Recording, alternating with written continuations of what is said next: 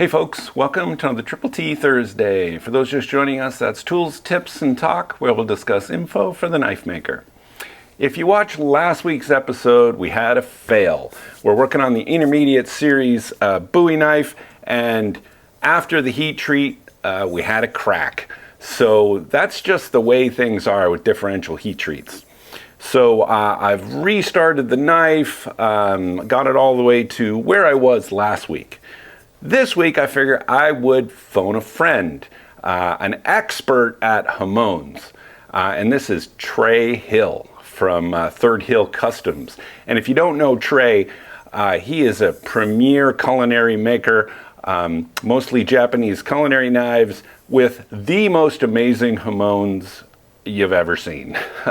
The reason the way I met Tre was last year at Blade Show, just strolling through the aisles and saw these knives and had to just stop and back up 2 steps and look at these knives. And I'm going to show you some pictures here.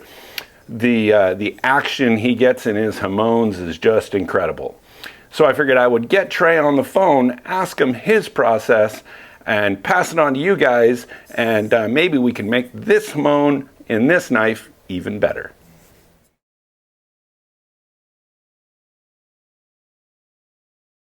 Okay, so I'm on with Tre Hill. Thanks, Tre, for coming on with me. We're going to talk about how to get the best Hamon on a knife like this. So, Tre, I want to tell you a bit about my normal process, and then you tell me yours, and let's compare notes here and see what you do. So, this is W2 steel. What I would normally do for this, this is forged. I would normalize it around 1580, 1575, do 2 grain refinement cycles at 1450, a DET anneal at 1380, apply clay, quench in Parks 50, and, you know, the usual temper and all that stuff. So tell me what your process is. I know you mentioned when we chatted at Blade that you do a little bit, you do a little prep with the steel. So tell me about that. Yeah, I mean, I think it's like, it kind of like anything else, man. Like, there's so much into getting a great Hamon is in the prep and the finishing versus like the quench and all this stuff. I think since you're doing mostly like forging and things like that, I think your normalizing cycle is probably pretty spot on. For everyone out there, if you're not doing if you're not forging or you're doing like stock removal, I really suggest taking, specifically if we're talking like Aldo's or New Jersey Steel Baron W2, taking it to 1700 for that first normalizing cycle. It really helps with the grain refinement further down the road. And then I'm 1700, 1475, a 1450 2 times for 15 minutes, cool to black, and then doing the exact same thing with a DET anneal at 1380. So I mean, we're pretty close. I'm doing I do a 600 degrees an hour drop on the DET anneal down to 900 degrees. I don't necessarily think you have to do 900, but that's what my kiln's been programmed at for years, and that's just kind of what I run with. So the grain refinement cycle seems like you're pretty spot on. Okay. Yeah, I think my DET anneal is set to go down to 1200 only because that's what Laren has in his book, and that's what I used. I'm pretty sure I read it the other day, just like checking in on this phone call, and I was like, oh, Laren does say 1200. Mine's set for 900. I hit the button to do it, and that's what it's been doing. I don't think 900 really hurts it. So. Yeah. Cool. Well, I'm glad we're at least prepping the steel. We're pretty similar. Most times I'm forging, but when I'm not, I'll definitely keep in mind to do that normalization at a bit higher temp. So next thing is the clay medium, and we talked a little bit, and I'm using.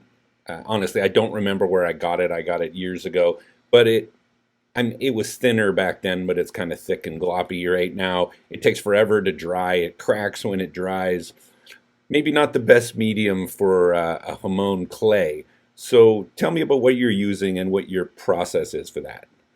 I'm a huge fan of Daniel stuff, the Hamon 1800. You can get it basically anywhere that sells knife supplies. I think Daniel's got that stuff everywhere. I'm a huge fan of that for a couple reasons. And just to be clear, that's the Nuclear Systems Hamon 1800. Correct. Yeah, it's Nuclear Hamon 1800 is what he calls it. I'm a huge fan of that stuff. I I've went down so many rabbit holes with this. I've made my own clay. I've used Rutland's. I've used the stuff in the like caulk gun, the furnace cement. I've used everything, and it just nothing kind of works like this. I'm not endorsed by this guy or anything. It's just kind of my preference. And then I know a lot of people do. They'll do like layout, or they'll do like a pattern or something and kind of paint it on and peel the layout off. And I've always felt that cumbersome. So I'm a huge fan of layout lines, and being able to, transition one from one side to the other. A lot of it because if you're going for kind of a standard hamon, you want that layout line to be direct and even. I think you mentioned it in the last videos, just trying to get that, direct and even on both sides. Whereas if you're going for something like kind of my preferred style of hamon is super chaotic, you can actually offset the lines a little bit, and you get a lot of this like ashi and movement kind of back and forth in the steel, and you just get much more activity. And honestly, I think just offsetting the pattern is probably the biggest hack to doing hamons and getting a lot of activity.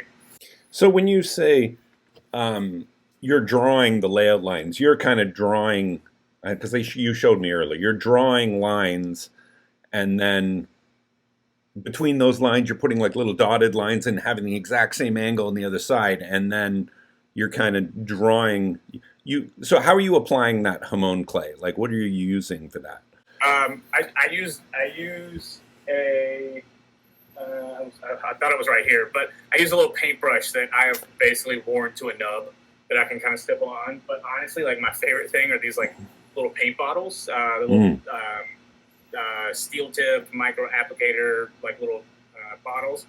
I think I buy them, 20 in a pack on Amazon. They're really, really cheap. But the nuclear stuff is thin enough in its state when you get it from directly. It runs to this applicator like really, really easy. So you can really kind of like fine detail paint all these lines on, because a lot of what I'm doing, like when I'm applying clay, is really wow. I mean, it gets wild, and it never looks like this because the pattern's offset. But what you're really trying to do is just like balance that heat back and forth. And there's really no way to do this with. I mean, maybe you could, but I haven't found a way better than kind of what I've been doing. That's pretty crazy. And the ability to basically draw with that is something that I could never do with the old stuff. I'd have to smear it over a template and pull the template off, and the accuracy is just not there. So there's a lot of guys that do these like Mount Fuji hamons, and I've seen people write words in hamons. Like, I mean, there's like really wild stuff that you can kind of get into it, and being able to have a clay that's slightly watered down that will pass through an applicator like that, there's nothing better that I've found. Yeah, I've seen, and I don't remember who it is, but I've seen a guy do skulls. Skulls, and then like there's like hot rod flames I've seen that are really done, and a lot of that comes from being able to draw direct layout lines that you're getting the exact pattern on both sides.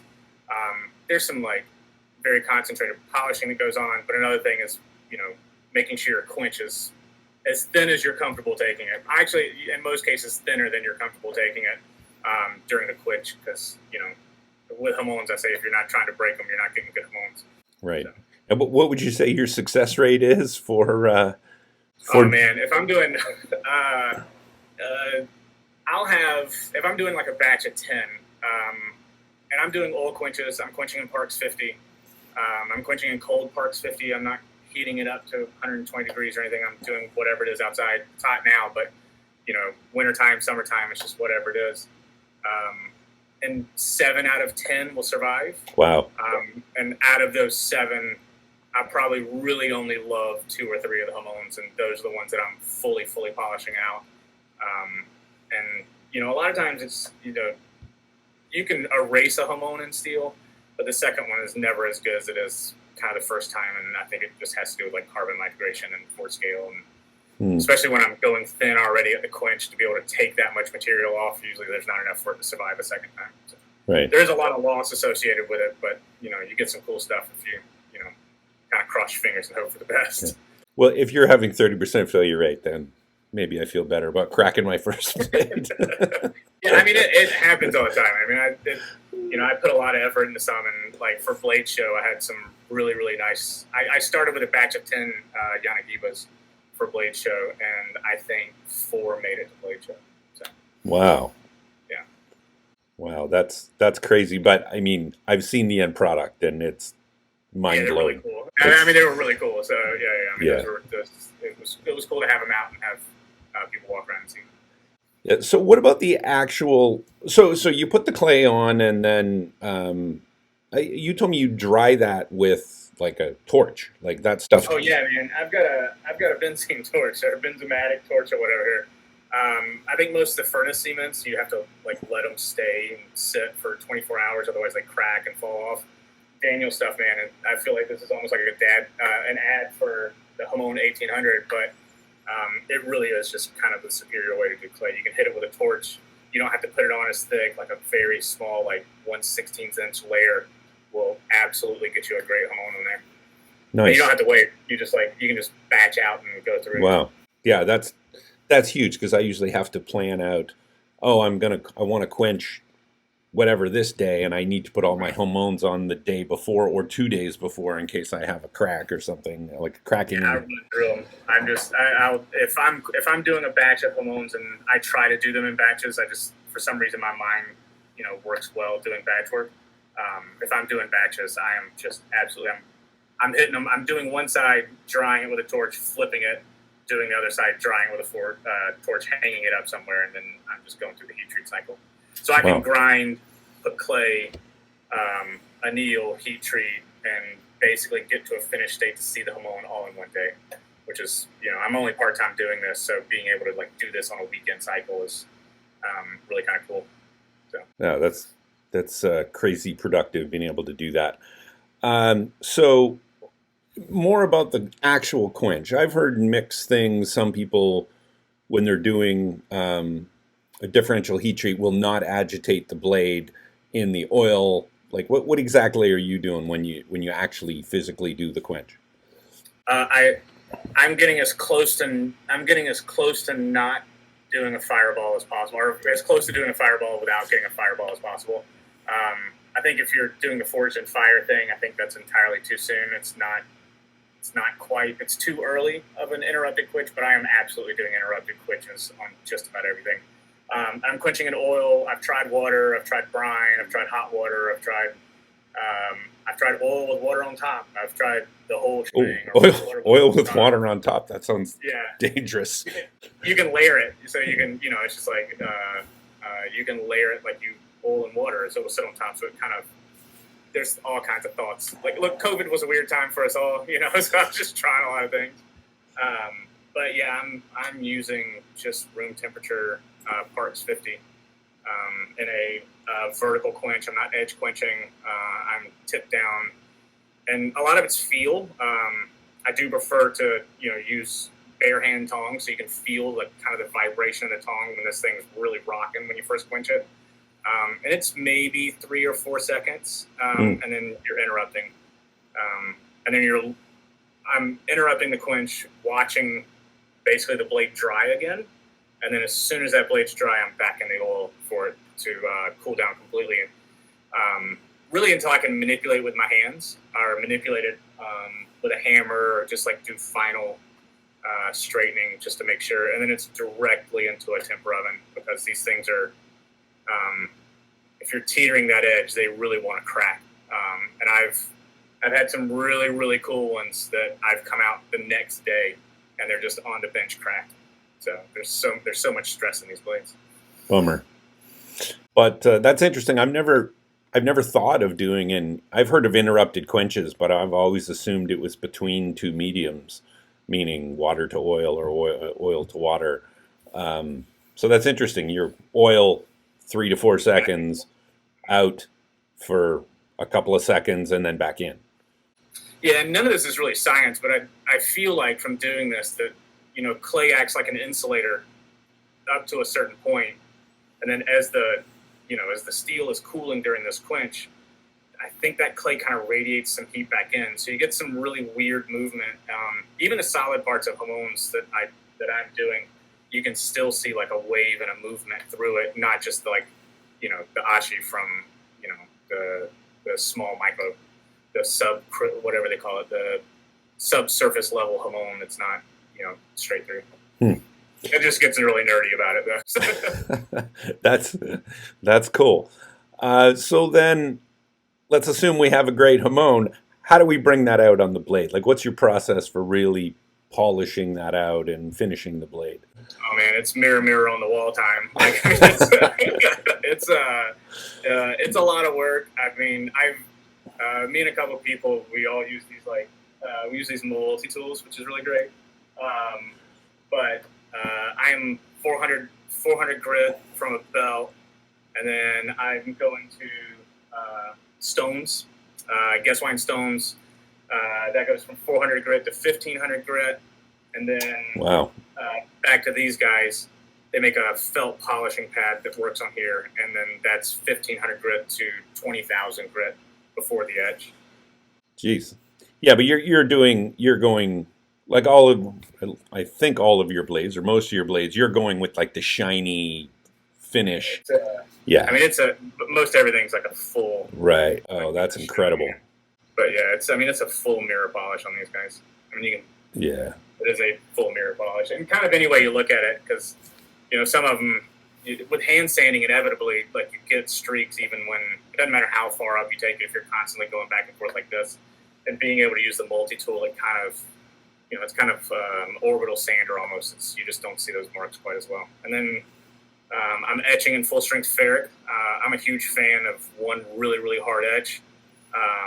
There's a bunch of different ways to do it, and then I'm taking the oxides off with a buffer, and it's the Combat Airwave system. We'll plug for those guys. It's the red one with the black, and then I think the pink one with the green compound, and the white one with the purple compound. So I don't take it up just as far as I can go. I need to. So how far are you sanding before you hit the acid? Oh, it's 20,000. Oh, that's the 20,000. So you're going way right up, and then you go to buffing. Is that what you're doing? Yeah. So I'm going. I go to 20,000 grit, and then there's an argument that the buffer actually adds scratches back to it. But for the most part, I'm taking it up to 20,000 grit with diamond compounds. You get these little diamond compound tubes off of Amazon, and I'm going from there to the buffer. It is an absolute mirror, and then I'm etching at that point. And it just, you have to be real careful at that point to make sure there's nothing on the blade, no soap residue, no thumbprints, because if you get there, you're kind of starting all over, because right. You have to remove those oxides and go way farther back than just the buffer. The buffer won't take that off. It'll be there forever. Wow. So. That's amazing, and your products definitely show how much work goes into them. I'll put some pictures for folks after this of some of your completed work, which is just incredible. So thanks so much for taking me through this. If I get one a fraction as nice as the way you get on your blades, I will be thrilled. I don't know, man. I feel like you're well on your way. I feel like you're doing pretty good. So. All right. Well, thanks so much, and I'll let you know how it turns out. For sure, man. I want to see it. All right. And folks, you'll have Tre's contact information is going to be down in the video description, along with all of the products that the Nuclear Hamon 1800 and all that stuff. There'll be links down in the video description, so go check those out. Thanks, Tre. Yeah, man. Thanks.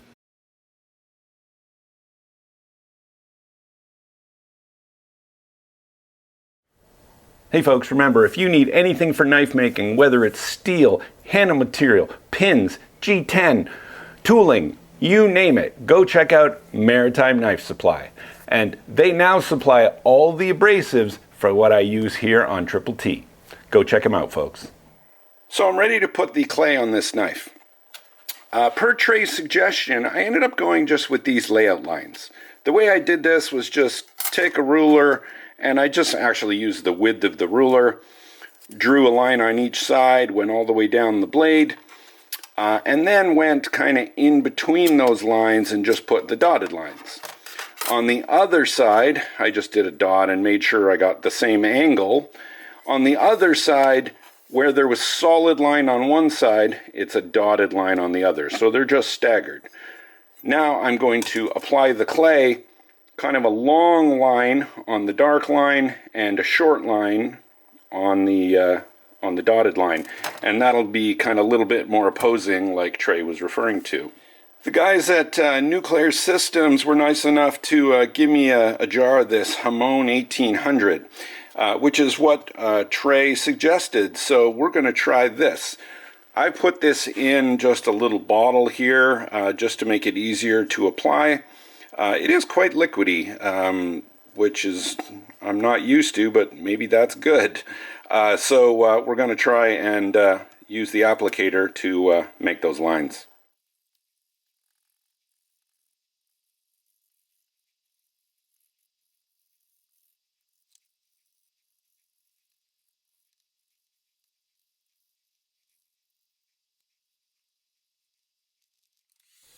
So this video sped up about 4 times, but it really only took me about a minute to fully dry this with the heat gun. So that was amazing, much quicker than I'm used to.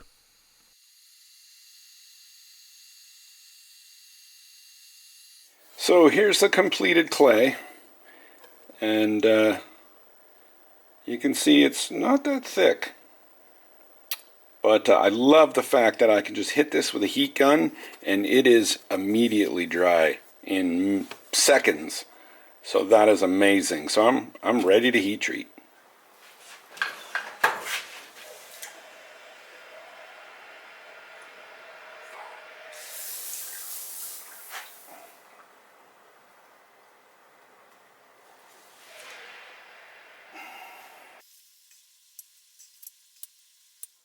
I was not prepared for how much this would adhere to the blade. I really had to scrape this to get it off, which is probably why it's such good Hamon clay. But yeah, I had to work a lot.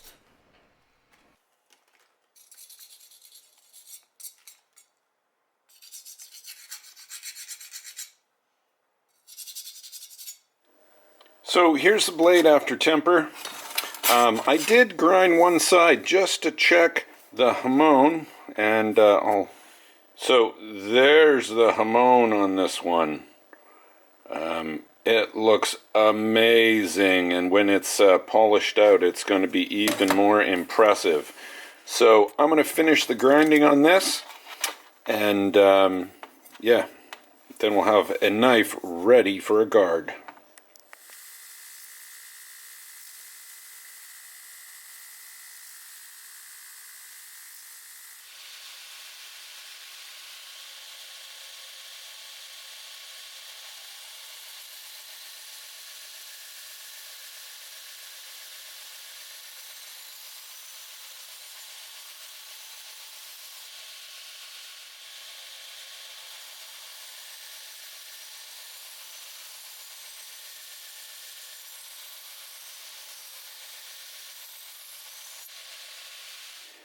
Here's the blade after final grinding. Edge is pretty thin at about 17 or 18 thousandths.